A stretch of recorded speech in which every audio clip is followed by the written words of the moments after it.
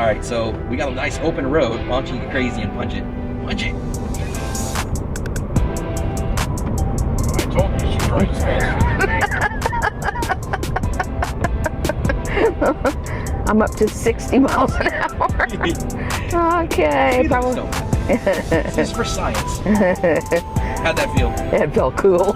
Yeah, so smooth. This is a neat truck. That was fun. Uh-oh. See, you didn't need a brake. You could have punched that. You Yeah. could have made it right through that. I could. See, that's gas. That's a gas driver's experience right there. Yeah. I'm There gonna. you go. Now you're accelerating through the yellow lights. Now you're learning. Look at that. You are 5 minutes into your driver experience and you are learning the ways of that. She has never done that before in her life. Hit the brake down. Yeah. Yeah. That time you didn't quite lay off. That's funny. But are you getting more comfortable with it even just with that shorter drive? Uh-huh. I'm not. Yeah. You're not? Not with her driving.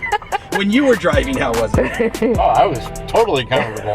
I didn't run any yellow lights. I didn't rear-end any cars.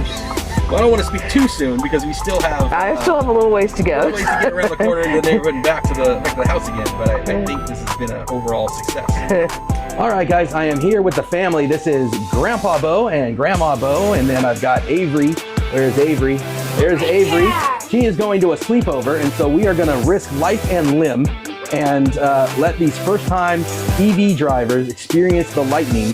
My son Nick is already in the truck, and so we are going to show them how to unplug the truck, so they've experienced one-pedal drive for the first time, and see what they think about the Lightning and just the EV drive experience. And so this will be great. They are from Pensacola, Florida.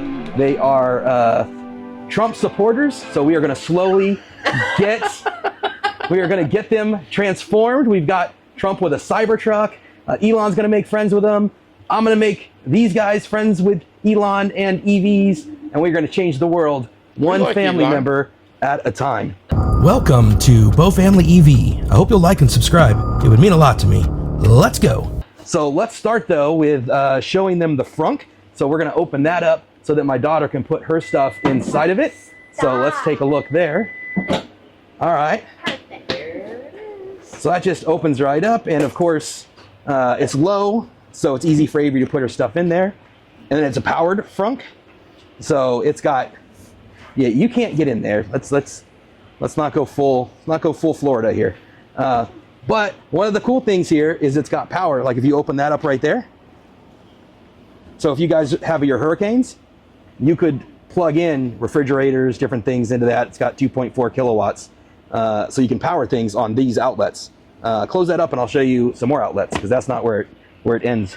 So before we go to the back, let's go and unplug this. So right now it's plugged in here, and you can see that I've got like very high solar right now.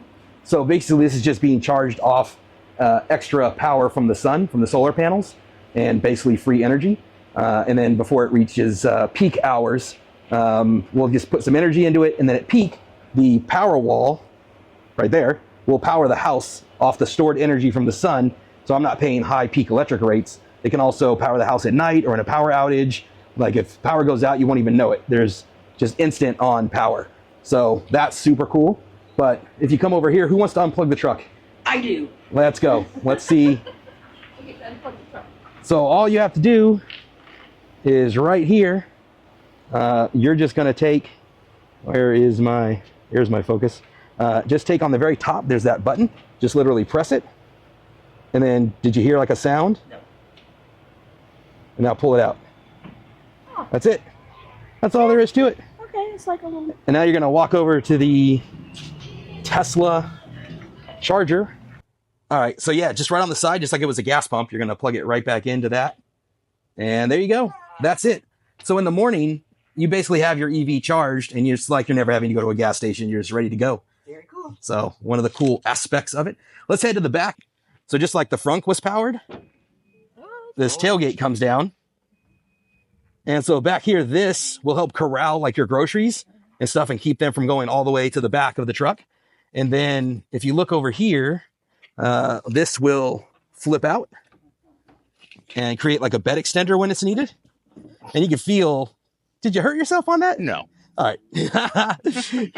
So you can feel, Mom, if you lift that, you can see really light.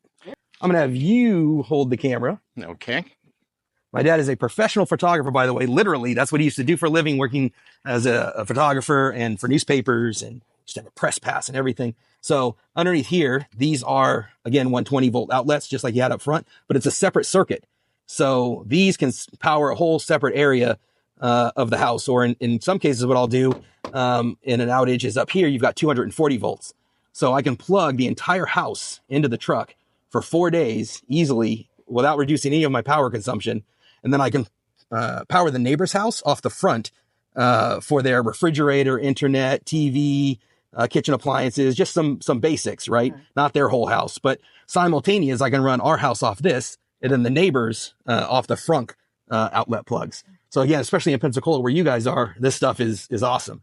So Now, because you're on 2 different circuits, you can put your microwave back here and your coffee pot toaster up there. you can get both of them back here, but yes, you could also do that. Or like if you're camping, you could take and set up a whole like griddle, a Keurig. You can have a microwave. During tailgating, there's another outlet in the back seat, and you could plug like a portable refrigerator and put it into the back seat and power stuff there. You can power stuff in the front. We've done a bouncy house at the park with the kids. It's pretty cool. This isn't exclusive to the EV, to the Lightning. You can do the same thing with like the Pro Power, with like the EcoBoost or any of those that they just run off gas instead of the battery power. So this isn't something that's magically special about an EV. It's just, one of those value parts of it though, is that, I'm taking this electricity from my solar panels and the sun, and you don't have the smell or the noise like you would with a generator. I'm sure you guys have heard generators running during an earthquake, or not earthquake, but hurricane. We have a generator. You have a generator. Oh, yeah. So yeah, so it's just a little bit quieter. You don't have the fumes, you don't have the smell. You have to worry about storing gas or, having to make sure that it doesn't expire. You have to deal with any of that stuff. So especially where you guys are in Florida, that's where this thing could be kind of a benefit. Yeah. So let's get inside and let you guys drive this thing. And Well, let's see how Grandma Bo gets in a truck. yeah. All right. So we'll have Mom come over, and it's got, just open it up. It's got a grab handle, so it'll be nice and easy for you to get in. See that grab handle up there? You've got the running boards. In you go. I made it. Awesome. Close the door and let's get Dad in. All right, guys, you join us inside the Lightning for the first time. My dad is going to try to start this thing. So first thing is, you can see the center console there. I have it folded out because I was using that to video and video earlier with the kids. And so that's just basically makes like a table. You can have a laptop there, food there, whatever. So if you grab the front of that and fold it back and just all the way back, you'll hear it latch. There you go. So that's your traditional center console. And you'll see the shifter is in the down position. On the left-hand side, there's a button near the top. If you press that, the shifter will then come back up again. So that's good to go. And then the next thing is to actually start it. You're going to put your foot on the brake and then push that button. And that is going to turn the truck on. And you're not going to notice any sound, obviously. It's going to be different.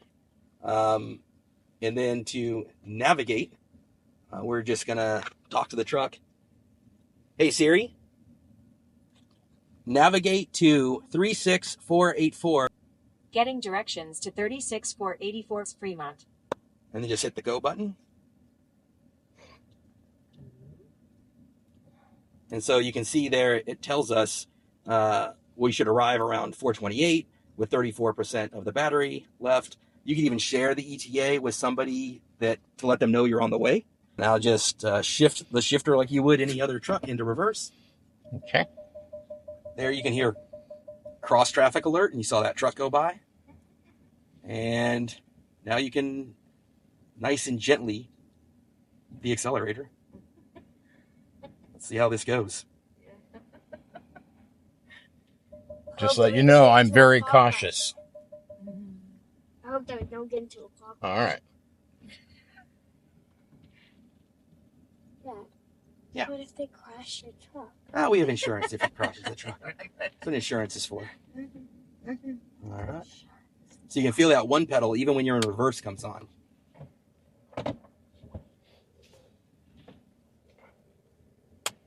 So how do you, if you only have one pedal, how does it know if you're braking or No, accelerating? there's two pedals. Oh. Yeah, there still is a brake pedal there. Oh, okay. Yeah. But what this will do is as soon as you let off the accelerator, it will brake for you. And it's using the momentum of the truck to regenerate energy back into the battery. Yeah. Turn signal.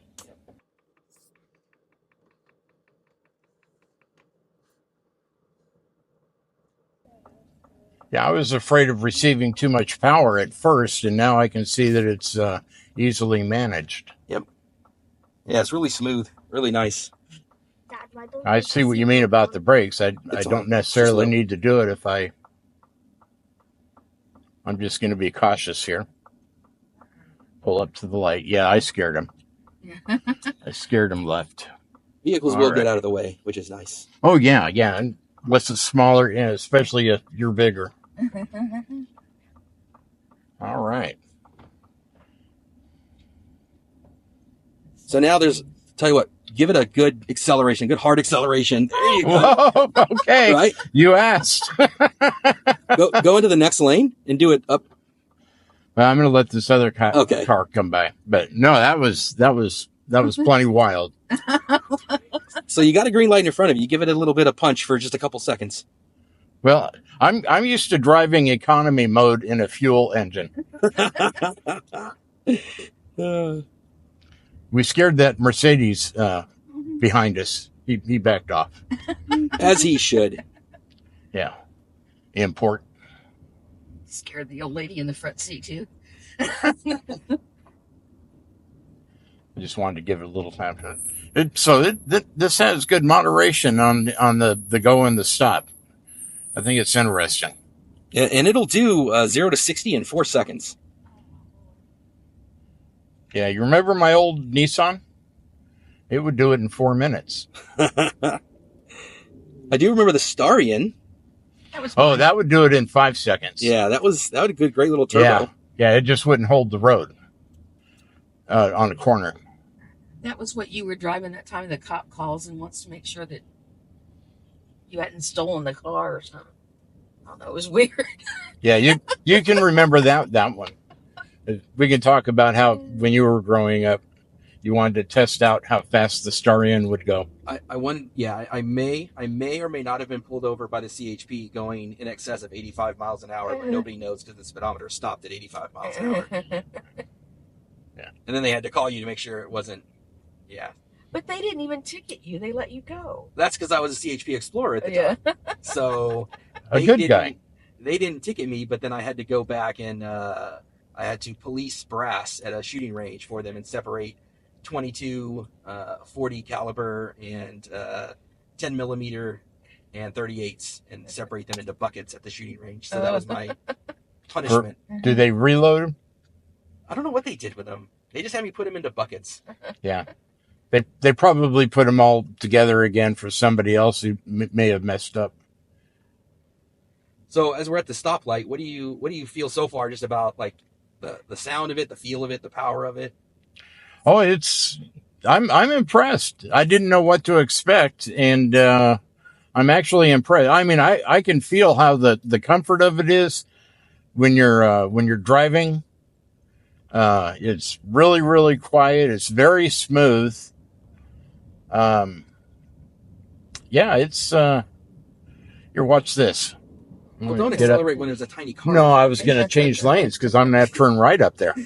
So I just wanted to get up a little bit further so this other car would back off. Although you don't have to turn right for another 2.3 miles, so you got some time. Right. Well, I'm not going to go switching all the lanes. All right.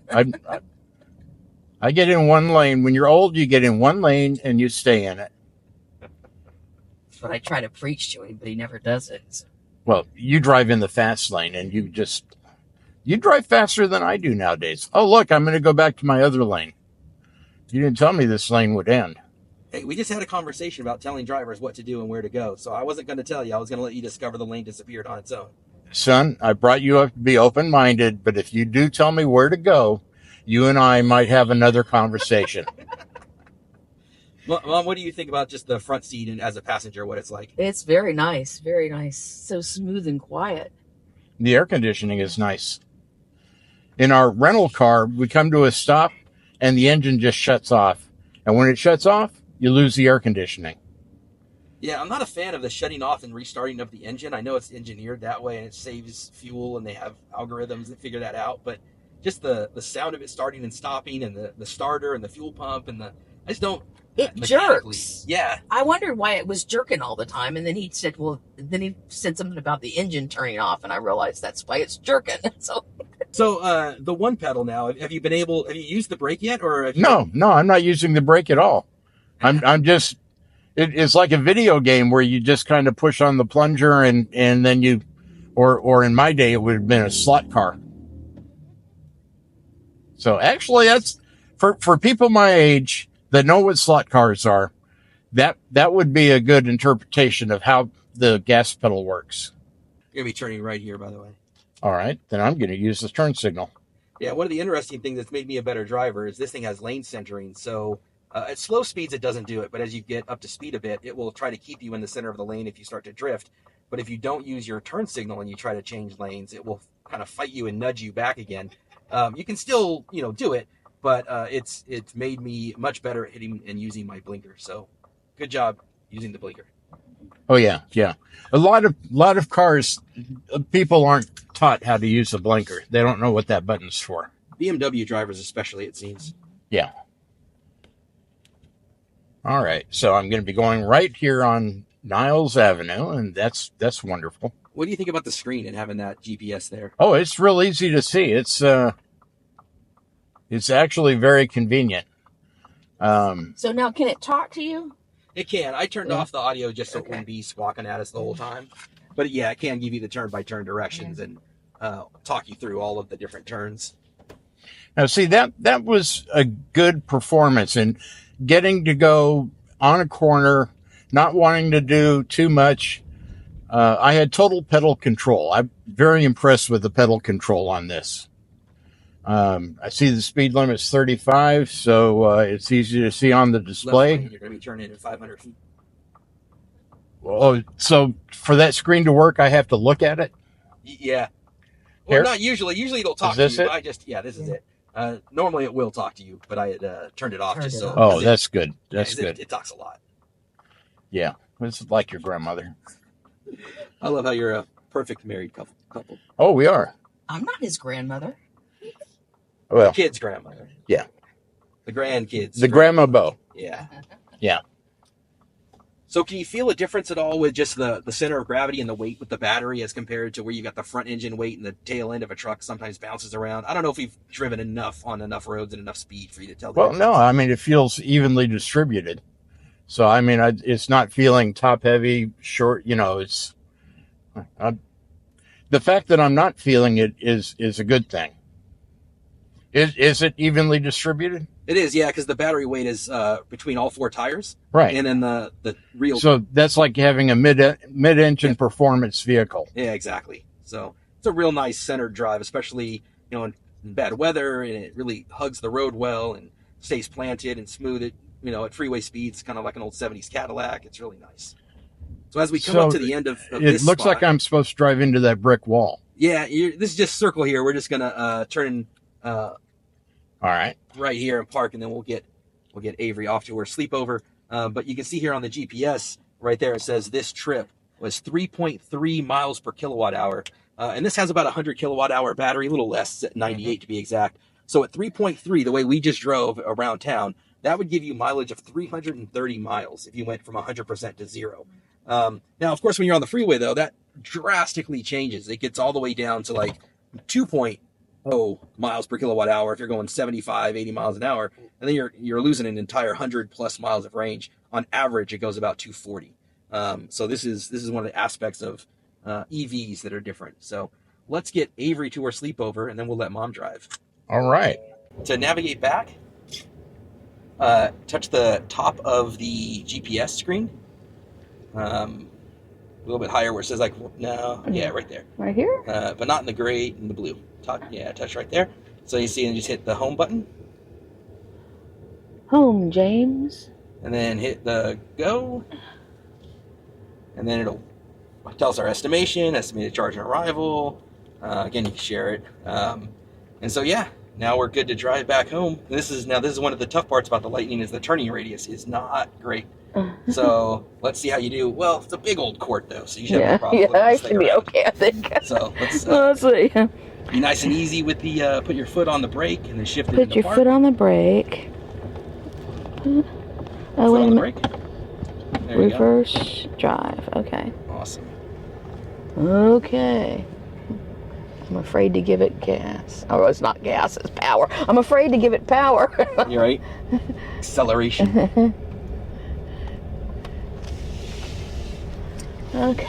It's an acceleration heel. Don't hit the bike person. Yeah. So can you feel when you let off the gas? Yeah. You don't need a brake. It brakes for you. That's interesting. Okay. And you can adjust your speed according to the pedal. Okay. Accelerate.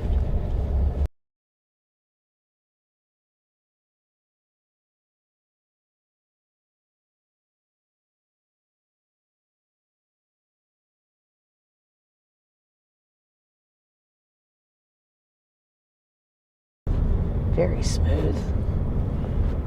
Okay. Left here? Oh gosh, it really, when you take your foot off of there, it really, okay.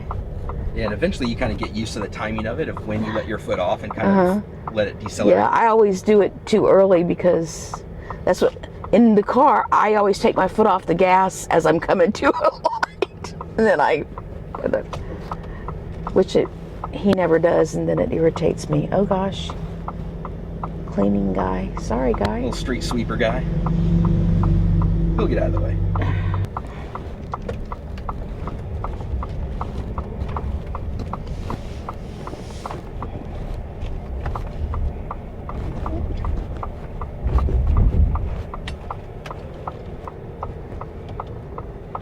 I still slowed down too fast too soon.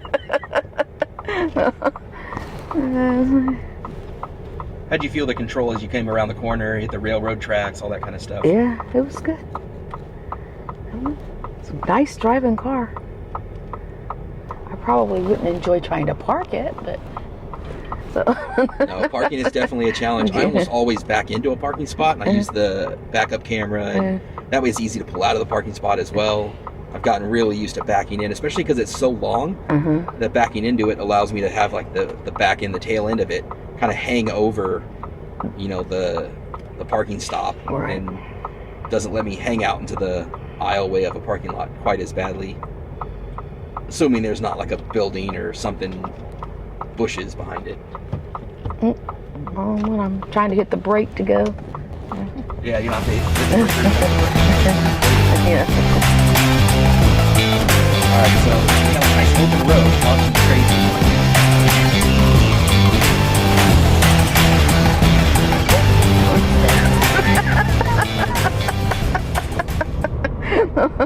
I'm up to 60 miles an hour.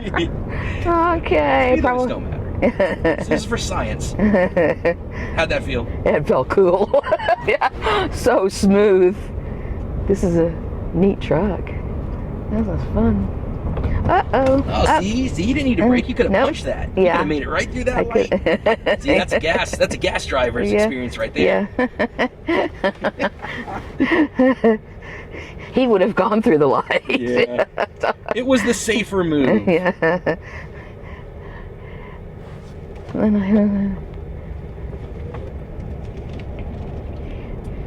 But now you think about places like New York or Chicago or downtown San Francisco and how noisy they are, how much they smell, how much you just end up with horns and motor sounds and acceleration. And now imagine all of them being electric and not having all that exhaust, not having all that noise. Now there's something to be said though about the roar of a V8 or even V12 engine, right? Yeah. There's just no way. Yeah, when you accelerate and you hear that.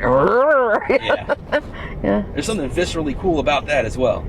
But just in general, the amount of noise in big cities and what that would be like when that gets to be electric or when these cars start to drive themselves, which will happen. Well, the roar of a 4-cylinder or a 6-cylinder is not that good. No. I mean, my first car was that remember that Dodge Challenger V8 engine. Then I had my 35th anniversary Camaro, which was an LS1. So I mean, there's definitely something beautiful about the sound of a motor, something that big. I mean, back my first one, it had carburetor and points, and you could go down to Kragen's and work on it, and we rebuilt that engine. But you know, you're not going to rebuild this thing, and there's a few talented people that can, but for the most part, the good news is they don't break very often. But when they do, you're not just going to go down to Kragen and get yourself a new battery pack or a new motor. But the brakes on this thing, because you're not having to use the brakes, you're using the one pedal. The brakes on this will last 100,000 miles, and 10 years. You'll never have to. The brakes will outlive your ownership probably. So it's braking just from not having the energy of the accelerator? Yeah, it's not really using the brake pads? Or? It's using the motors themselves. I don't know if it's quite like a jack brake or something on a diesel truck, but it's using its own. Or like when you remember, Dad, when you would downshift a car? Yeah. And you would downshift the car and use its own friction, and only as it's doing that, it's also regenerating energy back into the battery. So it's using the weight of the vehicle, and it's using the motors themselves to slow the vehicle down with its own. It's the gear ratio, and with the gas engine, you get the drag. With a diesel engine, you don't. Oh, I'm gonna. There you go. Now you're accelerating through the yellow lights. Now you're learning. Look at that. you are 5 minutes into your driver experience, and you are learning the ways of electric She has vehicles. never done that before in her life. That's awesome. She normally stops for a green light because she knows it's going to turn red. So the other thing is, when you're in stop and go traffic, it relaxes the fatigue. Well, yeah, you don't have to go from pedal to pedal. You just take your foot off. Yep. Yeah. And then if we were to get onto the freeway, it's got the self-driving modes. There's different levels of it. Lane centering, and it's like a adaptive cruise control with lane centering. And then Ford has Blue Cruise, which on a lot of the mapped highways, it's hands off and it'll steer and drive itself around corners. And the newest one, which isn't out yet for the Lightning, but the newest Blue Cruise that's out for the Mach-E, it'll change lanes for you. You just hit the blinker and it will change the lane for you. And it gets more advanced every day. Tesla has full self-driving, which you still have to monitor and certainly isn't perfect, but it can bring you from point to point probably 70 to 90% of the time, all by itself, stopping at lights, stopping for pedestrians. Some people would argue it doesn't all the time. It could kill people, but they're working on it. But it is really great stuff. And So if the car's parked and you want it to come get you, you can say, "Car, come get me." So in come theory, pick me up at the door, please. In theory, it should be able to do it. I wouldn't trust it just yet. It has a summons mode. Yeah. And there are cars where it can back itself out of, you have a tight parking spot, right? Where somebody's parked really close and you can't open the door. Yeah. And there are a lot of cars, not just Tesla, that'll back themselves out or even self-park and do different aspects like that. Yeah. So it's getting pretty cool. What's up, buddy? Isn't there like a self-driving car where you just need like an app and it will like drive itself? Yeah, you're thinking of Waymo. We saw the Waymo when we were in San Francisco, right? When we were at the Academy of Sciences, we saw the Waymo. Yeah. Yeah. There's that's the taxi cab that doesn't have a driver at all. Exactly right. Yeah. They have these Waymo vehicles, and I think they're Jaguar I-Pace. I'm not positive about those, but they're these electric vehicles that have all these sensors and different things in mapped areas. They are geo-fenced, so they can only go within the area that they've been mapped, whereas like Tesla full self-driving is using cameras to figure itself out. It doesn't need the maps. There's an argument back and forth on which is better. I mean, obviously just cameras would be better fundamentally, because you wouldn't be, stuck with road construction, for example, throws off a Waymo. A Waymo during Chinese New Year took a wrong turn down a closed road where they were having a Chinese celebration, and it didn't know, and because it was mapped the way it was, and the people that were having like a street festival attacked the car, set it on fire, threw fireworks into it. That's don't do that in San Francisco. It's a bad idea. So that's the drawback. But then Tesla has their own challenges as well, but it's still remarkable to see. But yeah, the Waymo is like a taxi cab, no driver. You get inside and it will take you point to point, and for the most part, I mean, over 90% of the time is really successful. So You only die 10% of the time. yeah, you're not gonna die, but you know, there are instances, and it's actually way more than 90. I'm just giving a number, but there was an instance where a cop pulled one over and then walks up and there's nobody in the driver's seat because it had taken a wrong turn down the wrong street into construction zone, and there's a great video of that, and the car has to call like the people that are in charge of Waymo, and they have a whole conversation, and it's really funny. So I mean, it's a learning process, but it's cool to see where technology's going. Okay, you're gonna hit the brake that time. Yeah. Yeah, that time you didn't quite lay off quite soon enough. That's funny. But are you getting more comfortable with it even just with that shorter drive? I'm not. Yeah. You're not? Not with her driving. When you were driving, how was it? Oh, I was totally comfortable. I didn't run any yellow lights. I didn't rear-end any cars. Well, I don't want to speak too soon because we still have... I still have a little ways to a go. little ways to get around the corner into the neighborhood and back to the house again. But I think this has been an overall success. Proud of you guys. It's good.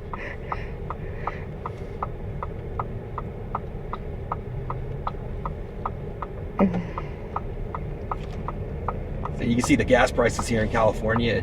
The non-car wash prices are almost $5. Yeah, I got gas here yesterday at $4.35 a gallon. Was that with the car wash? No, I was at an Arco. Oh, Down in the industrial section. gotcha. Yeah, it was like, and then right down the street was a Across the street. $4.89, and it was like, that's Chevron station. Yeah, Arco is cheaper for sure. 50 cents a gallon difference. Yeah, I was Shell, like- Chevron are going to overcharge you. Arco, Valero are going to be better priced. I was like, Lord, that's 50 cents a gallon. It's crazy. And that's part of where in California the EV makes so much sense because the gas is so expensive, the electric rates are so expensive. So if you've got solar and EV, it really helps. Somebody's parked in front of the house, but you can just pull into the driveway. Just don't hit the garage door. I think you know who parked there. We're going to hit park and then we're going to get your thoughts as we get out of the truck.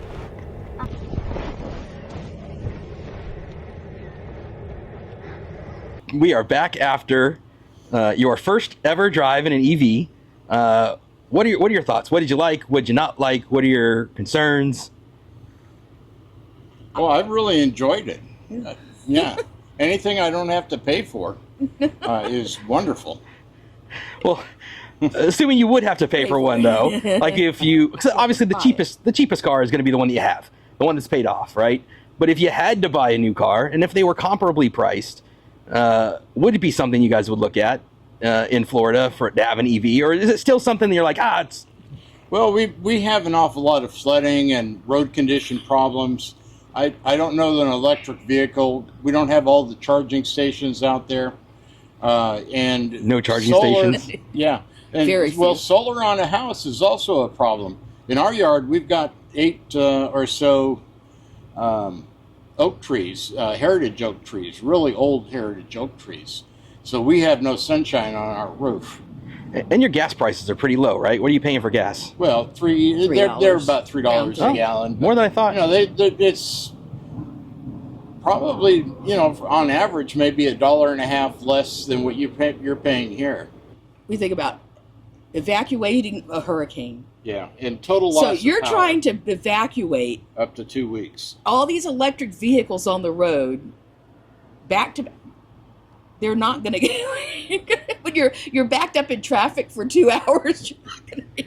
Well, one thing that's great about electric vehicles, when you're sitting in traffic for 2 hours, it's using almost no power. So unlike a gas car, you're not watching the gauge go down. And unlike a gas car, stop and go traffic, which kills your miles per gallon, here you can see we were getting, for a car or truck that's rated at 240 miles, we were at 330 because that was stop and go as driving. So that slow power as you're sitting there in an electric vehicle stuck in traffic, you're actually saving a ton of energy and not using it. So in that aspect, it's an advantage. But yeah, at some point when you're going to get your miles and it's going to be very efficient at slow speed, but at some point you do need to charge it. And it's going to, if you got everybody's electric, that's going to be a challenge during evacuations. It's not a non-problem, that's for sure. So not quite ready to go electric, but you enjoyed the drive? I enjoyed it. Yeah. We did look at putting solar into our house, but it was just not. We don't have the same tax credits that you guys have. Another thing with solar on the house is the insurance companies don't want to insure your house. Where you have because hurricanes. if you have solar on your roof, the hurricane will blow it off. Yeah. Yeah. And they don't want to insure your house if you have solar panels on it. So it's another. Just like, EVs aren't good in every climate. EVs aren't, practical in every climate. If you're up north and you have a lot of cold, you're not going to get the same performance out of your EV. But in the southern states and the eastern states where you get hit with a hurricane, I mean, we've been without power for 2 weeks at a time. So, yeah, I can get easy 4 days out of this if I don't do any power cutbacks at all. If I didn't have everything on as usual, it would certainly get longer than that. I don't think I could get 2 weeks out of it though. I would. You would have to find a charger at some point. Yeah. To do that.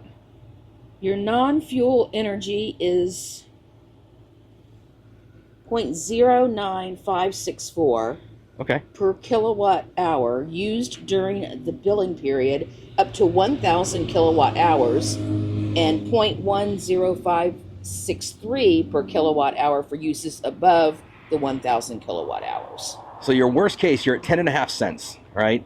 And so you could charge this entire battery and get your 200 plus to up to 300 if you guys are driving around town being retired. You could do that, all of that driving for $10. And then the fuel charge is 0.02670 for under 1,000, and over 1,000 is 0.0367. Okay. So you have two different charges. So the two combined are probably closer to 14 cents. 0.09 and 0.02. Yeah, so you're essentially for under 15 bucks. Cents. What? 12 cents per kilowatt hour under the 12,000. Yeah. Under the 1,000. And ours usually, did we go above? Yeah, we went above. She burns about 1 tank of gas a month. Yep. Or less. Or less, because you're not going anywhere. Yeah. We use his car. I mean, if he drives, he wants to use his car. So. Yeah. And. How many tanks of gas are you doing? Less than one a week. Yeah, no, probably 2 a month. Yeah. 2 to 3 a month.